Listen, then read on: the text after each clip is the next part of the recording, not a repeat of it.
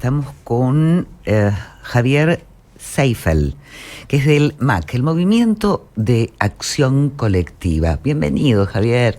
Bueno, gracias. Vamos a hablar de un tema que para nosotros es muy importante, porque no sé si saben, el pasado 19 de agosto se aprobó la Ley de Capacitación Obligatoria de los Agentes Públicos en materia de perspectiva de discapacidad. A ver, Javier, si uno con este título no infiere mal, ¿esto es como una especie de ley Micaela?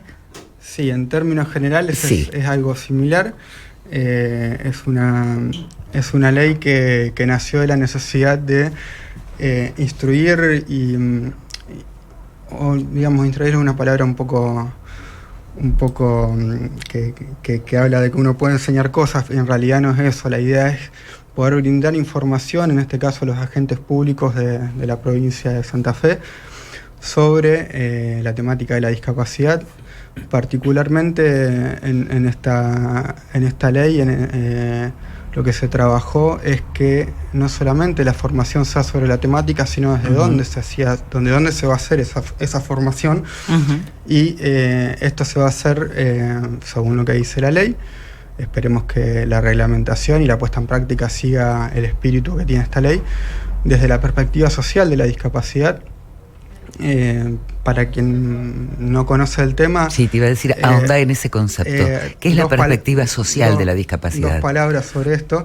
Digamos, nosotros desde hace varias décadas convivimos dentro de la mayoría del pensamiento general de la sociedad que hay sobre la discapacidad, desde lo que nosotros solemos llamar perspectiva biomédica, que es la idea de que nosotros, las personas con discapacidad, tenemos que rehabilitarnos, tenemos que formar parte de circuitos exclusivos, segregados, en el que solamente participemos nosotros y nadie más que nosotros, y con la idea de que la discapacidad está puesta en la persona, nosotros, digamos, y que además esa idea de discapacidad nos define. O sea, yo no soy Javier, soy primero discapacitado y después puedo hacer todo lo demás. La idea de la perspectiva de social de la discapacidad es antagónica con esta idea. La idea es que entendamos que la discapacidad no está puesta en la persona. Nosotros somos seres únicos por las características que tenemos. Una de esas características puede ser una discapacidad, pero es solamente una de todas las que nos conforman como persona. Y entonces, desde este lugar, nosotros quienes adherimos a esta perspectiva, es algo que se viene trabajando hace décadas, sobre todo en Gran Bretaña y después en Estados Unidos, y después se fue ampliando a nivel mundial, que la discapacidad nace cuando interactúan las barreras que pone la sociedad con la persona. ¿Sí? Porque, para traer un ejemplo que por ahí puede ser un poco más gráfico, cuando hablamos de accesibilidad, uno puede decir, bueno, esta persona no puede acceder, pero entonces a partir de eso decimos, bueno, ¿por qué no puede acceder? Digamos, ¿qué pasaría en el caso de que una persona que se moviliza en silla de ruedas se encontrara con todo un entorno que es accesible y pudiese llegar a cualquier lado que quisiera llegar? ¿A dónde está la discapacidad ahí? ¿Dónde aparece? En realidad es una persona que se está desplazando con silla de ruedas. Te diría que esa ciudad o esas calles son las discapacitadas. Sí, digamos, es un poco, es más o menos así. Nosotros, hay una idea general que dice que muchas personas creen, o que cuando quieren hablar de alguna característica por ahí no muy amigable de alguna persona, dicen todos tenemos una discapacidad. Nosotros creemos que no, porque tener una discapacidad no solamente implica alguna cuestión física, mental, psíquica y demás, todas sensorial, sino que además implica todo un conjunto de preconceptos que se forman sobre la persona por ciertas características, digamos. Entonces creemos que cuando se dice que todos tenemos una discapacidad se está mintiendo, porque la realidad, desde nuestra práctica cotidiana, dice que esto no es así, y que en todo caso se quiere poner algún manto de piedad sobre alguna cuestión que no debería ser, y que está bueno que lo charlemos claramente. O una cierta como falsa empatía, ¿no? Sí, porque sí, también puede ser. uno recorriendo las calles de Santa Fe, no nos vayamos muy lejos, o sea, en términos, recién hacías referencia, Javier, a lo que implica el paradigma sobre la mirada con la persona con alguna discapacidad, ¿no? Es interesante poder empezar a armar constructos, primero persona con discapacidad, me parece que la narrativa es muy importante, antes de decir discapacitado, por ejemplo, que es interesante poder romper, aunque sea desde la palabra, empezar a construir por lo menos lo que nos hace como comunicadores, empezar a construir otro tipo de discursos. No, es fundamental. Para nosotros es fundamental que se hable de esto, que se hable del tema, porque es cuando se empiezan a romper los preconceptos. Sí. Nosotros decimos que somos personas con discapacidad, primero porque creemos que es necesario anteponer la cuestión de la persona antes de hablar de discapacidad, y porque es un término que está acuñado en la Convención Internacional de los Derechos de las Personas con Discapacidad, que es un instrumento que tiene alcance internacional y que nuestro país está adherido. Incluso la convención se transformó en ley y hoy tiene rango constitucional. Es un nuevo paradigma, ¿no? Es un nuevo paradigma. Totalmente. Y no le esquivamos a la palabra discapacitado, tomándolo desde un lugar que a nosotros nos parece interesante, por lo menos pensarlo. Es un poco complejo de ponerlo en la práctica cotidiana, pero nos gusta pensarlo desde este lugar. Cuando nosotros decimos discapacitado, el término ado implica una acción sobre la persona. Nosotros somos amados, cuando somos amados por alguien, ¿sí? Por un tercero. En este caso, nosotros cuando hablamos de discapacitado, es porque somos discapacitados, en este caso por el entorno, por algún tipo de barrera cultural y demás. Creemos que está bueno que empecemos a discutir. Entendemos que es una cuestión teórica y que es complicado llevarlo directamente a la práctica, pero sí está bueno, lo planteamos como para que por lo menos a veces se reflexione un poquito. Y sí, puntualmente nos corrimos un poquito del tema, pero... que nos parece súper interesante, porque no es un dato menor, no es un dato menor que desde el Estado, hoy, los trabajadores del Estado tengan que formarse justamente para poder achicar esta brecha. No nos fuimos para nada, Javi, me parece que estamos... La reflexión tiene que ver también con el proceso de capacitación. Claro. Bueno, es una invitación a reflexionar también. Una cosa que estaría bueno que aparezca cuando se empiecen a generar los contenidos para estas capacitaciones, es que se charle de las formas de nombrar. Es fundamental, digamos, la forma de nombrar no es solamente la forma de nombrar, está encerrando un montón de conceptos. Es una construcción de identidad en algún punto. Sí, sin duda. Digamos, no es menor que hablemos como hablamos. Entonces estaría bueno que eso forma parte, ¿no? Digamos, traigo acá, por ejemplo, algo que está bastante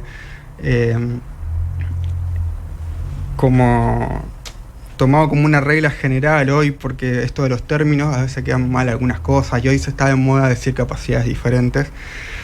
Está bastante de moda, incluso en el ámbito de la comunicación hay mucho. Se utiliza un montón.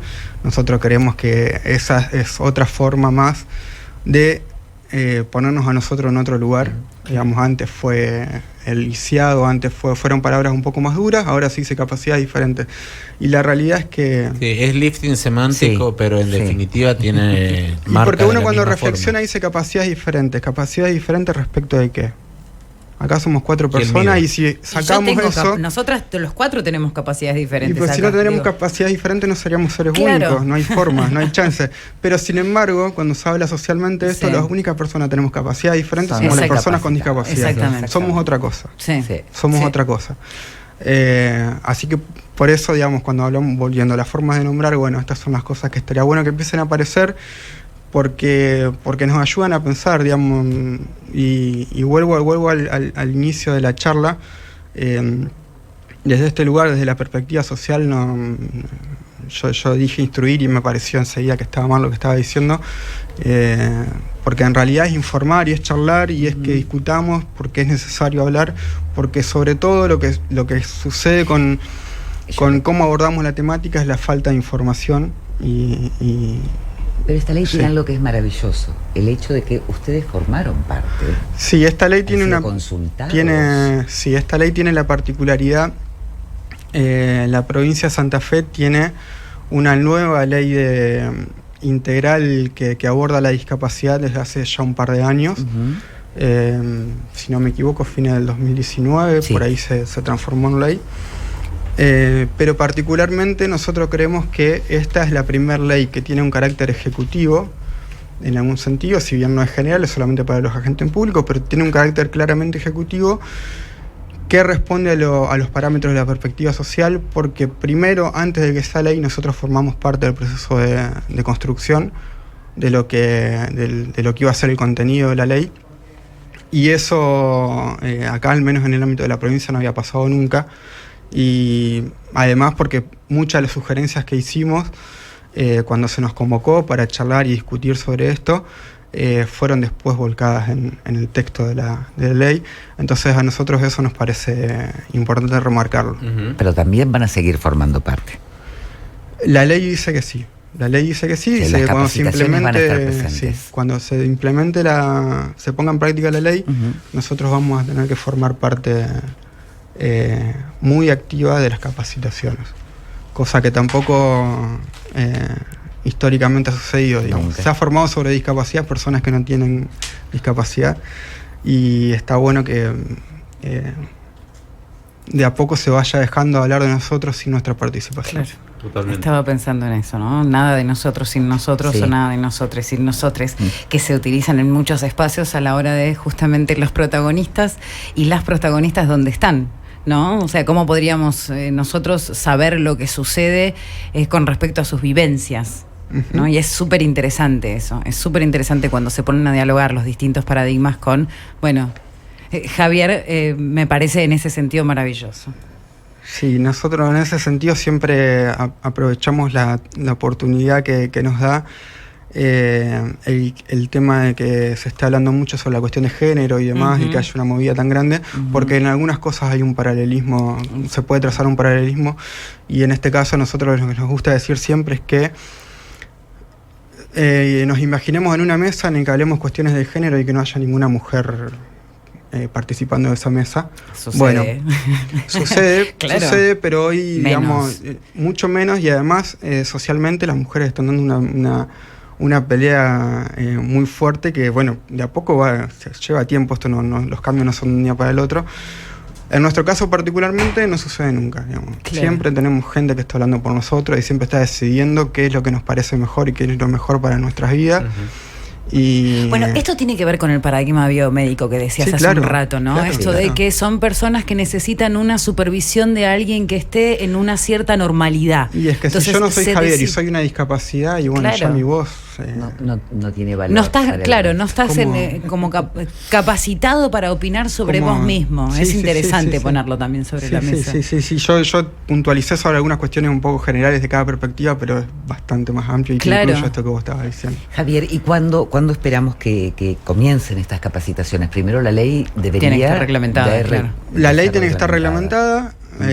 Una vez que esté reglamentada, se tienen que crear los contenidos. Los contenidos también tienen que tener participación de nosotros como colectivo, la construcción de estos contenidos.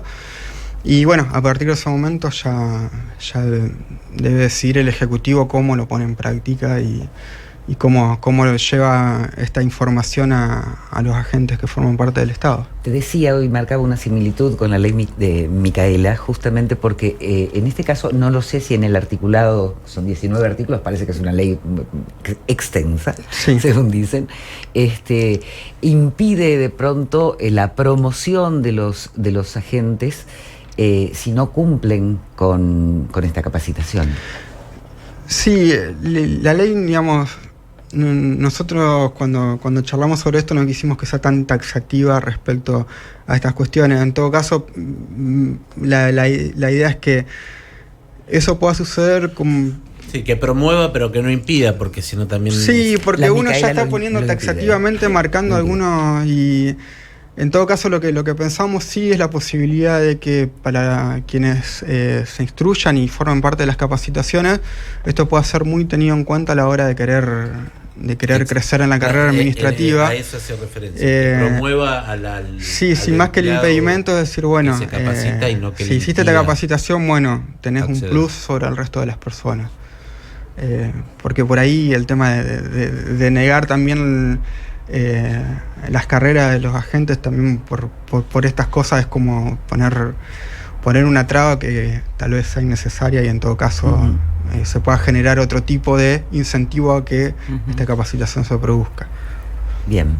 Iba a preguntar algo. No, es que a propósito de todo esto, ya tenemos que cerrar la nota, pero a propósito de todo esto, comenzó hace 2 días los Paralímpicos en Tokio 2021, tenemos 57 atletas argentinos. 2 santafesinos. 2 santafesinos que fueron los abanderados, una velocista y un judoka, justamente. Esta mañana la chaqueña defendió en natación, por ejemplo, salió en 4º lugar, casi que se queda en el podio, una de las revelaciones para estos Paralímpicos de Tokio 2021. Yo los convido porque la verdad que a propósito de que está Javier, de que está Gaby, que estamos hablando de justamente incluir y repensar las disciplinas deportivas y nuestros justamente atletas que están en los Paralímpicos, son 57, es uno de los equipos, delegaciones, gracias Tana, de las delegaciones, si se quiere, medias y hasta casi más pequeñas. Digo, porque también hay que pensarlo, ¿no? Esto, imagínate que para llegar a los Olímpicos muchos atletas atraviesan muchísimas dificultades. No me entra en la cabeza cuáles son las dificultades que tienen que atravesar justamente los atletas para llegar a los Paralímpicos en este caso. Nosotros creemos, y esto primero lo digo, hablo desde desconocimiento, pero creemos que se puede haber producido un fenómeno similar con lo que pasó con las Olimpiadas convencionales, con los Juegos Olímpicos convencionales, que también Argentina llevó menos atletas que otras veces. Claro. Y creo que puede haber tenido, el proceso de pandemia pudo haber tenido bastante que ver con el tema de entrenamiento y demás, y preparación. Porque si no recuerdo mal, sobre todo arriba, Argentina ha llevado bastantes más atletas que en esta ocasión. Y no sé, pienso que puede haber pasado. No, bueno, pero esto venía a propósito de simplemente como para hablar de la actualidad, ponerle también un poco el cierre a la entrevista con Javier. A propósito de que esta mañana también lo escuchaba a Bonadeo hablando con Luis, esta mañana bien temprano en la programación, Bonadeo hacía referencia a las elecciones y cómo los deportes no aparecen en las propuestas electorales, estamos en momento de campaña, y entonces la repregunta que hago es, ¿cuál es el lugar, si el deporte no lo tiene, el lugar que tiene el deporte adaptado, ¿no? Pensando en esto que estamos hoy en los Paralímpicos y que tenemos altos atletas también, medallistas que suelen traer bastante. La velocista rosarina está defendiendo medalla, por ejemplo. Janina está defendiendo medalla dorada y es rosarina, ¿no? Sí. Yo antes de despedir a Javier, que me encanta que estés acá y que estés hablando de este tema, una preguntita muy chiquita. Sí. El plan Accesar, tal vez lo sepas, tal vez no, Accesar Argentina. ¿Tenés noción de qué se trata? No lo conozco, no conozco los pormenores. ¿No conoces los pormenores? No conozco los pormenores, así que preferiría no decir cosas que por ahí están fuera de lugar. No hay problema. Porque no hay problema. Hablemos sin saber, no está bueno. Sí. No, por favor. Bueno, la verdad yo celebro, como persona con una discapacidad, que estés acá y que haya una ley que nos integre y nos contenga a todos. Bueno, yo les agradezco el espacio y siempre a disposición para charlar del tema, que hace falta mucho para que podamos crecer como sociedad, que lo podamos poner en la discusión cotidiana. Totalmente. Bueno, te esperamos pronto para hablar de más actividades del MAC y lo que vengan desarrollando como movimiento. Perfecto. Gracias. Javier Seifel.